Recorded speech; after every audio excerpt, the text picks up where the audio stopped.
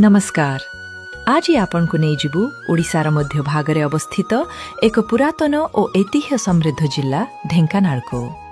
यह प्राचीन गड़जात राज्य तथा राज्यर एक पुरातन जिला।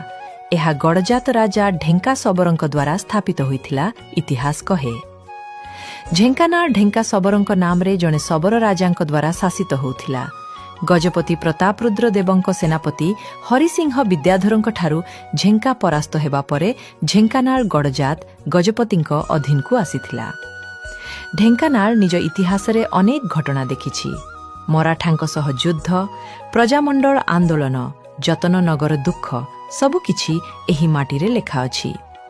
एही माटी देइछि देशर सर्वकनिष्ठ शहीद बाजी राउत।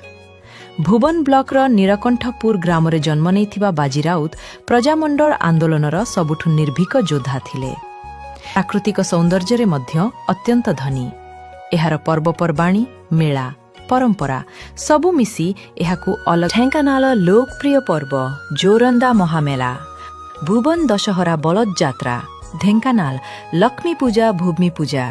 भुवन बुली आसिले देखिबे कपिलास जोरंदा, सप्तसज्जा, सापुआ डैम, कुआलो, अष्टशंभु मंदिर, ढेंकानाल राजप्रसाद, दंताधर, सरांग, अनंत शयन प्रतिमा, बाजी राउत स्मृति, स्तंभ बाजी राउत सेतु, आहुरी अनेक किछि। आम ढेंकानाल गजलक्ष्मी पूजा ओडिशा प्रसिद्ध। आम ढेंकानाल बरा हेउ कि मगजी लडू हेउ थरे खाइले पाटिरु छाड़ेनी। ढेंकानाल एक एमिति जिल्ला जेउठारे पुरातन इतिहास और प्राकृतिक सौंदर्य हाथ धरी चले। थरे आसिले मन आउ थरे फेरी आसिबाकु चाहिबो। आसंतु ना थरे ढेंकानाल।